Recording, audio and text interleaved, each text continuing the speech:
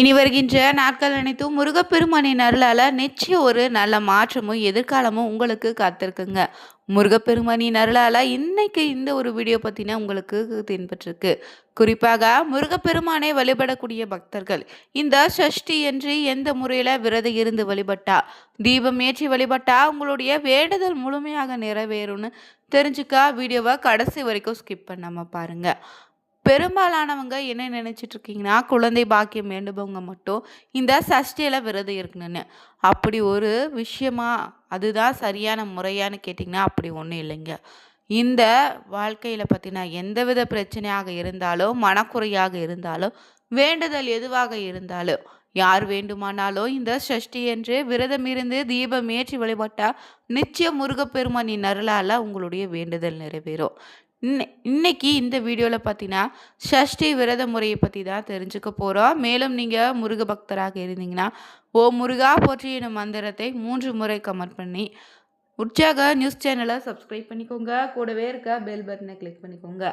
தனிப்பட்ட முறையில் உங்கள் ஜாதக ரீதியாக ஏற்படக்கூடிய பிரச்சனைக்கு சரியான ஒரு பரிகாரத்திற்கும் வீடியோவில் டிஸ்கிரிப்ஷன் கீழே ஜோதிடர் நம்பர் கொடுத்துருக்கோம். அந்த நம்பருக்கு நீங்கள் கால் பண்ணி தெரிஞ்சுக்கலாங்க. வாங்க வீடியோக்குள்ள போக. முருகப்பெருமானுக்குரிய சிறப்பான விரதங்களில் ஒன்றுங்க இந்த சஷ்டி விரதம். பெரும்பாலானவங்க ஐப்பசி மாதத்தில் வரக்கூடிய கந்த சஷ்டி என்று விரதம் இருந்து வழிபடக்கூடிய பக்தர்கள் எண்ணிக்கை பார்த்தீங்கன்னா லட்சக்கணக்கான பேர் இருப்பாங்க. ஆனால் கந்த சஷ்டி காலத்தில் மட்டும் இல்லைங்க, மாதந்தோறும் வரக்கூடிய சஷ்டி திதியில் முருகனுக்கு விரதம் இருந்து வழிபடலாம். பொதுவாகவே குழந்தை வர வேண்டுபவங்க தான் சஷ்டி விரதம் இருப்பாங்கன்னு சொல்லுவாங்க. ஆனால் எந்தவித பிரச்சனையாக இருந்தாலும் சஷ்டியில் விரதம் இருந்து வழிபட்டா முருகப்பெருமான் அவர்கள் கஷ்டத்தை தீர்த்து வைப்பாங்கன்னு அனுபவ ரீதியாக பலரும் இப்போது சொல்கிறாங்க.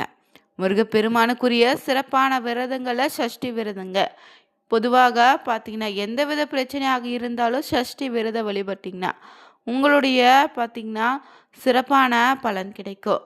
இந்த சஷ்டி விரதம் யாரெல்லாம் இருக்கலான்னு பார்த்தீங்கன்னா குழந்தை இல்லாதவங்க, வறுமையில் வாடுபவங்கன்னு, தொழிலை வளர்ச்சி அடைய வேணும்னு நினைப்பவங்க, நோய் குணமாக வேணும்னு நினைச்சாலும், திருமண தடை உள்ளவங்க, கல்வியில் வெற்றி பெற வேணும்னு நினைச்சாலும், எங்கு சென்றாலும் யாராவது ஒருவரால் பிரச்சனை இருந்து கொண்டே இருக்குன்னு நினைச்சாலும் மாதந்தோறும் அமைந்த இந்த சஷ்டியில் விரதம் இருந்து வழிபடலாம்.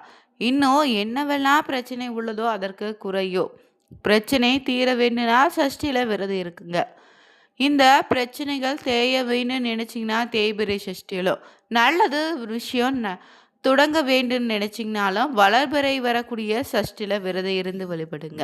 ஆனால் எந்த காரணத்திற்காக விரதம் இருந்தாலும் வளர்பிறை தேய்பிரைன்னு எந்த திதியில் வேண்டுமானாலும் நீங்கள் விரதம் இருந்து வழிபடலாம். நீங்கள் விரதம் இருக்கக்கூடிய நபராக இருந்தீங்கன்னா காலையில் எழுந்து குளிச்சுட்டு விளக்கேற்றி வீட்டில் இருக்கக்கூடிய முருகனுடைய திருவுருவ படத்துக்கு செவ்வந்தி பூ இல்லைன்னா ஏதாவது ஒரு வெள்ளை நிற பூவை அணிவித்து வழிபடுங்க. பிறகு இந்த நாளை நெய்வேத்தியமாக பார்த்தீங்கன்னா காய்ச்சிய பாலோடு சர்க்கரை இல்லைன்னா தேன் கலந்து வைத்து வழிபடலாம். அதோடு 2 வாழைப்பழங்கள் இல்லைன்னா என்ன பழம் கிடைக்குதோ ஏதாவது ஒரு பழம் வைத்து வெற்றிலை பாக்கு வச்சு மனமுருகி உங்களுடைய பிரச்சனையை முருகப்பெருமானிடம் முறையிடுங்க. வேண்டிக் கொண்டு விரதத்தை தொடங்கிடுங்க. இந்த நாளில் அருகில் இருக்கக்கூடிய முருகன் கோவிலுக்கு சென்று வணங்கி வழிபட விரதம் இருக்க வேண்டிய நபராக இருந்தீங்கன்னா ஒருவேளை சாப்பிடாமலோ 2 வேளையும் சாப்பிடாமலோ இல்லைன்னா பழம் மற்றும் பால் மட்டும் சாப்பிட்டு கொண்டு கூட விரதம் இருக்கலாங்க. உடல்நிலையை பொறுத்து எந்த முறையில் வேண்டுமானாலும் நீங்கள் விரதம் இருந்து வழிபடலாம். மாலையில் மீண்டும் வீட்டில் சக்கோண கோலமிட்டு அதில் 6 அகல் விளக்குகளை தீபம் ஏற்றி வைத்து 6 நெய் தீபமாக ஏற்றலாம். இல்லை ஒரு தீபமாவது நெய் தீபமாக ஏற்றி வழிபடுங்க. மேலும் இந்த நாளில் நெய்வேத்தியமாக காய்ச்சிய பாலும் பழமும் வைத்து வழிபடுங்க. பூஜைகளை முடித்த பிறகு நெய்வேத்தியமாக வைத்துள்ள பாலை குடித்து விரதத்தை நீங்கள் முடித்துக்கோங்க. என்ன பாடல் பாராயணம் இந்த நாளில் செய்யலான்னு பார்த்தீங்கன்னா குழந்தை பேரு வேண்டி விரதம் இருக்கக்கூடிய நபராக இருந்தீங்கன்னா அதற்குரிய திருப்புகழில் பாடலை நீங்கள் காலை மாலை 2 வேளையும் பாராயணம் செய்து வழிபடுங்க. மற்ற பிரச்சனைகள் உள்ளவங்க அதற்குரிய பிரச்சனைகளுக்கு ஏற்ற பாடலை நீங்கள் பாராயணம் செய்யலாம். இல்லைனா பொதுவாகவே கந்த சஷ்டி கவசம் பாராயணம் செய்து வழிபடுங்க. இந்த காரணத்திற்காக இந்த நாளை விரதம் இருக்கீங்களோ அந்த காரியம் நிறைவேறும் வரை ஒவ்வொரு மாதமும் அமையக்கூடிய சஷ்டில நீங்கள் விரதமிருந்து வழிபடலாங்க. மேலும் இந்த நாளில் பார்த்தீங்கன்னா முடிந்த அளவு அன்னதானம் கொடுப்பது நல்லதுங்க. மேலும் வாழ்க்கையில் மகிழ்ச்சியை தரக்கூடிய அற்புதமான நாள் இந்த சஷ்டி. மேலும் முருகப்பெருமானுக்கு உகந்த இந்த சஷ்டி என்று உங்கள் வீட்டு பூஜையில் எந்த ஒரு தீபத்தை ஏற்றி வழிபடுங்க. நிச்சயம் வாழ்க்கையில் தடைகள் நீங்கி மகிழ்ச்சி உண்டாக்கும். நம்ம பொதுவாகவே வீட்டில் இருளை நீக்கி நல்ல வெளிச்சத்தை கொடுக்கதா தீபம் ஏற்றி வழிபடுறோம். அதுபோல் பொதுவாகவே நம்ம வீட்டில் பார்த்தீங்கன்னா காமாட்சி விளக்கு, கஜலட்சுமி விளக்கு, குத்து விளக்குன்னு விருப்பத்திற்கு ஏற்ற தீபம் ஏற்றி வழிபடுறாங்க. அந்த வகையில் வெற்றியை தரக்கூடிய இந்த வெற்றிலையை கொண்டு இந்த ஒரு நாளில் தீபம் ஏற்றி வழிபடுங்க. நிச்சயம் சிறப்பான பலனை தரும். பொதுவாக வெற்றிலை பார்த்திங்கன்னா நம்ம சுப நிகழ்ச்சிக்கு பயன்படுத்தக்கூடிய ஒரு முக்கியமான பொருள். இறைவனுக்கு முன்னாடி படைக்கக்கூடிய நெய்வேத்தியத்துக்காகவும் தாம்பலம் பரிமாறுவதற்கும் பார்த்திங்கன்னா இந்த வெற்றிலையை பயன்படுத்துகிறோம்.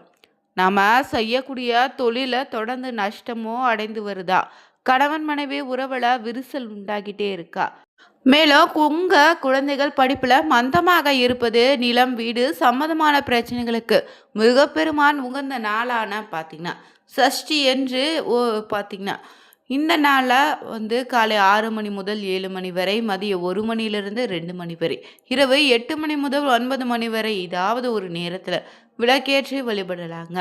ஒரு தட்டில் 6 வெற்றிலை, அதன் மேலே சந்தன குங்குமம் பூ வச்சு ஒரு அகல் விளக்கை நடுவில் வச்சு பஞ்சு திரியிட்டு நெய் ஊற்றி ஏற்றி வந்தீங்கன்னா வெற்றி நிச்சயம் உண்டாகும். நினைத்தது நடக்கும்.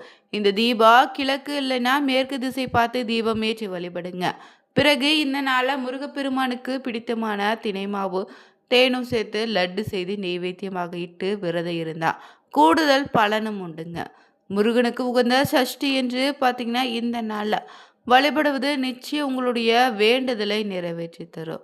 இந்த வளர்பிறை சஷ்டி என்று பார்த்தீங்கன்னா விரதம் இருக்கக்கூடிய நபர்கள் அதிகாலை வேளையிலேயே பார்த்தீங்கன்னா எழுந்து சுத்தபத்தமாக குளிச்சுட்டு விரதத்தை தொடங்கிடுங்க. உபவாசம் இருப்பது உங்கள் ஆரோக்கியத்தை பொறுத்து நீங்கள் இருக்கலாம். முழு உபவாசம் இருக்க முடியும், வெறும் தண்ணீரை மட்டும் பருகி விட்டு விரதம் இருக்க முடியும்னு நினைச்சாலும் முடியாதவங்க பால் பழம் சாப்பிடுங்க. அதுவும் முடியாதுன்னவங்க 3 வேளையும் வயிறு நிறம் சாப்பிட்டு கூட விரதம் இருக்கலாம். மேலும் இந்த நாளில் மாலை பூஜை அறையில் விளக்கேற்றி வச்சுட்டு முருகப்பெருமானுக்கு உங்களால் முடிந்த இனிப்பு நெய்வேத்தியம் செய்து வழிபடுங்க. இல்லைன்னா கல்கண்டு கூட வாங்கி வைத்து நெய்வேத்தியமாக படைத்து வழிபடலாம். இதோடு செவ்வாழை வாங்கி முருகப்பெருமானுக்கு நெய்வேத்தியமாக வைத்து 4 பேருக்கு அன்னதானம் கொடுத்தா ரொம்ப நல்லது. இதனால் உங்கள் குடும்பம் செல்வ செழிப்போடு சீரு சிறப்பாக வாழுங்க. வருமானம் அதிகரிக்குங்க. நல்ல வேலை கொடு வேலைவான்னு வேண்டிக்கோங்க. குடும்பத்தில் இருக்கக்கூடிய பிரச்சனைகள் எல்லாம் தீர்த்து வீட்டில் இருக்கக்கூடிய சந்தோஷமாக இருப்பீங்க. பிரச்சனை தீர்த்து வைக்க வேண்டுன்னு வாழைப்பழத்தை ஏழை எளியவங்களுக்கு இந்த நாளில் தானமாக கொடுப்பது நல்லது. கோவிலுக்கு வெளியே யாசகம் கேட்கக்கூடிய நபர்களுக்கு இருப்பாங்கல்ல, அவங்களுக்கு இந்த நாளில் வாழைப்பழத்தை தானம் கொடுத்தாலோ நல்லது தான். 11 வாழைப்பழம் வாங்கி வச்சு முருகனுக்கு நெய்வேத்தியமாக செய்து இதை நீங்கள் தானமாக கொடுப்பது இன்னும் சிறப்பான பலனை தருங்க. இல்லைன்னா ஏதாவது ஒரு ஆசிரமத்தில் கூட வாழைப்பழம் வாங்கி தானம் கொடுத்துடுங்க.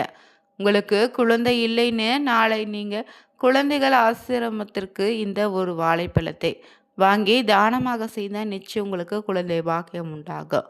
அது மட்டும் இல்லை, உங்களுடைய வீட்டில் வேல் வைத்து வழிபாடு செய்யக்கூடிய நபராக இருந்தீங்கன்னா இந்த நாளில் வேலுக்கு கட்டாயம் பாலபிஷேகமோ தேனபிஷேகம் செய்யது. வேலுக்கு செவ்வரளி பூக்களை வைத்து முருகப்பெருமானை வழிபாடு செய்ய தவறாதீங்க. அழகன் முருகனின் அருளை முழுமையாக பெற இந்த ஒரு பார்த்தீங்கன்னா விஷயங்களை செய்தீங்கன்னா நிச்சயம் உங்களுடைய வேண்டுதல் நிறைவேறும். அதை மட்டும் இல்லை, இந்த சஷ்டி என்று பார்த்தீங்கன்னா சனிக்கிழமை நாளோடு இணைந்து வந்திருக்கு. அதனால் தவறாமல் சனி பகவானுக்கு இந்த நாளில் பார்த்தீங்கன்னா நீங்கள் மிளகுல தீபம் ஏற்றி வழிபட்டிங்கன்னா நிச்சயம் சனீஸ்வரனால் ஏற்படக்கூடிய பாதிப்புகள் குறைய தொடங்கும். மேலும் உங்களுக்கு நீண்ட நாள் இருந்தால் தடைகள் அனைத்து விலகும். சுப காரியத்தில் இருந்தால் தடைகளும் விலகுங்க. குழந்தை பாக்கியம் வேண்டக்கூடிய நபர்கள் இந்த நாளில் விரதம் இருந்து முருகன் கோவிலுக்கு சென்று அங்கே இருக்கக்கூடிய குழந்தைகளுக்கு இனிப்பை தானமாக கொடுங்க. சிறப்பான பலன் உண்டு. குறிப்பாக இந்த ஒரு நாளில் பார்த்தீங்கன்னா வெற்றிலை தீபம் ஏற்றி வழிபட்டிங்கன்னா நிச்சயம் உங்களுடைய வேண்டுதல் எதுவாக இருந்தாலும் முருகனின் அருளால் நிறைவேறும். இந்த வீடியோ பதிவு உங்களுக்கு பிடிச்சிருந்தா லைக் பண்ணுங்கள், ஷேர் பண்ணுங்கள், கமெண்ட் பண்ணுங்கள்.